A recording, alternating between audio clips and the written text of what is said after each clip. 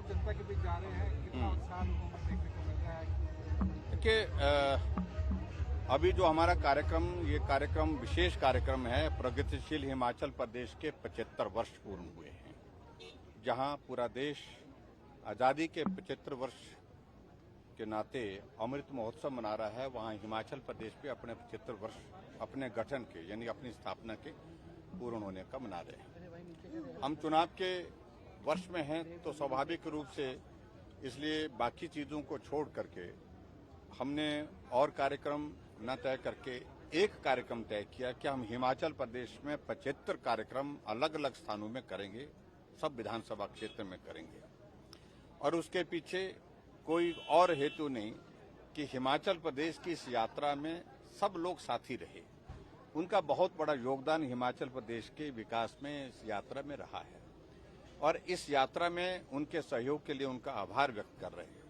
लेकिन ये भी साथ साथ में हम उनसे निवेदन करने के लिए, अभी यात्रा पूर्ण नहीं, यात्रा अभी बाकी है, यात्रा अभी जारी है।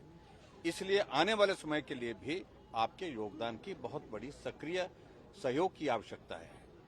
उस दृष्टि से लोगों के बीच में अपनी बात कह रहे हैं, और हिमाचल प्रदेश के उस इतिहास को भी समक्ष में, जो हमारी जनरेशन है, नई जनरेशन है, उनके समक्ष रख रहे हैं कि आजाद भारत के इतिहास में जिन लोगों ने देश के लिए कुर्बानी दी, और उसी तरह से हिमाचल प्रदेश के गठन के लिए बहुत सारे लोगों ने आंदोलन किए, परिश्रम किए, और उसके बाद आखिर हिमाचल बना है।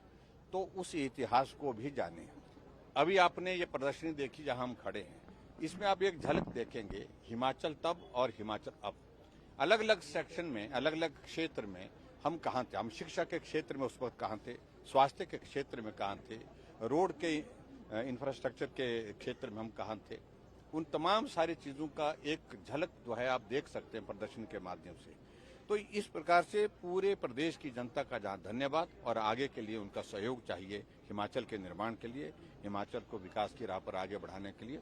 उसके लिए हमने 75 समारोह हमने तय किए हैं। 30 समारोह अभी तक हिमाचल प्रदेश में अभी तक पूर्ण हो चुके हैं, बाकियों को हम पूरा करेंगे। छोटे नेता और बड़े नेता की बात चाहिए, इसका फायदा होगा या नुकसान? जहां तक चुनाव के दिनों में, इन दिनों में आने जाने की बातें जो आप कह रहे हैं, मैं इतना ही कहना चाह रहा हूं। जो कांग्रेस बहुत ज्यादा कह रहे थे कि हम आ रहे हैं, हम आ रहे हैं, सब ऐसा शोर डाल रहे थे, उनकी ही पार्टी के वर्किंग प्रेसिडेंट पवन काजल जी हमारी पार्टी में शामिल हो गए, जो ओबीसी लीडर के नाते एक चेहरा है, बड़ा चेहरा है, 2 बार के विधायक। उनकी ही पार्टी के लखविंदर राणा जी 2 बार के विधायक, प्रदेश के उपाध्यक्ष, कांग्रेस पार्टी छोड़ के भाजपा में शामिल हुए। और उसी तरह से धर्मशाला में आम आदमी पार्टी के उपाध्यक्ष प्रदेश के राकेश चौधरी जी, वो हमारी पार्टी में शामिल हुए। और राष्ट्रीय स्तर पर आप देख रहे होंगे कि क्या हलचल मची है।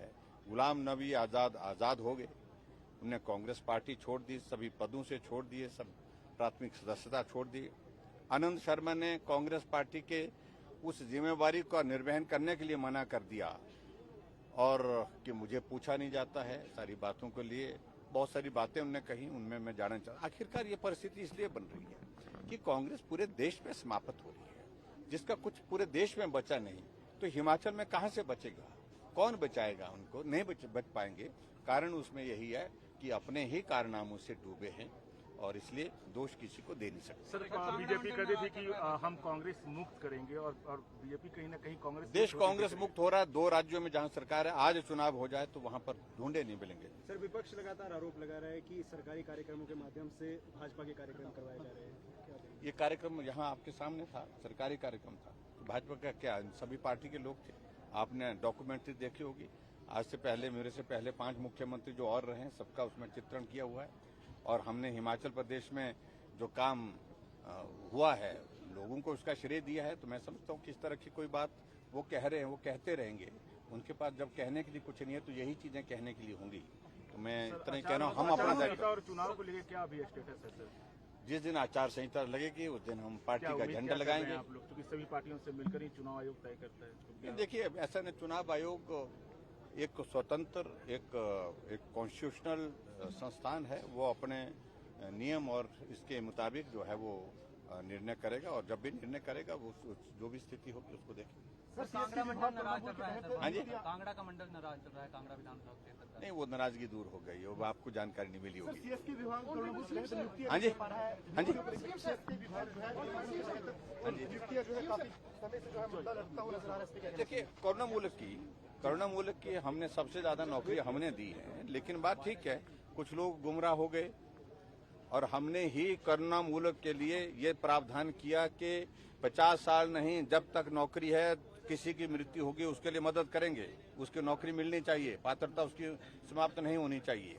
आदमी मौत जो है आदमी को पूछ करके नहीं आती कि मुझे कब आना है, तो इसलिए बहुत सारी चीजों के लिए किया। 2 बार उनका क्राइटेरिया बढ़ाया, इनकम का क्राइटेरिया बढ़ाया हमने, और उसके बाद हमने ज्यादा नौकरी देने की हमने कोशिश किया, लेकिन कुछ बचे हैं। सर, छोटे नेता और बड़े नेता की बात आपने बार बार दोहराई है, क्या वजह है इसके पीछे?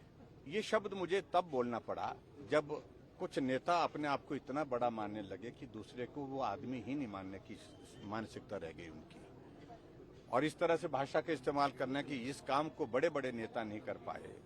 तो हमने कहा कि कई बार बड़े नेताओं से बड़े काम सब हो जाते हैं, ऐसा नहीं होता, कई बार छोटे नेता से भी काम हो जाते हैं। तो हम कोशिश कर रहे हैं, हम छोटे नेता हैं, हम हिमाचल प्रदेश में रिवाज को बदलने की बात कही है, जो बड़े से नहीं हो पाए हम बदलने की कोशिश सर, करेंगे। होशियार सिंह ने रविंद्र रवि को कहीं ना कहीं चुनौती दी है कि दम है तो आकर लड़ लें, क्या कहेंगे? देखिए, इन सारी बातों को लेकर मुझे जानकारी नहीं।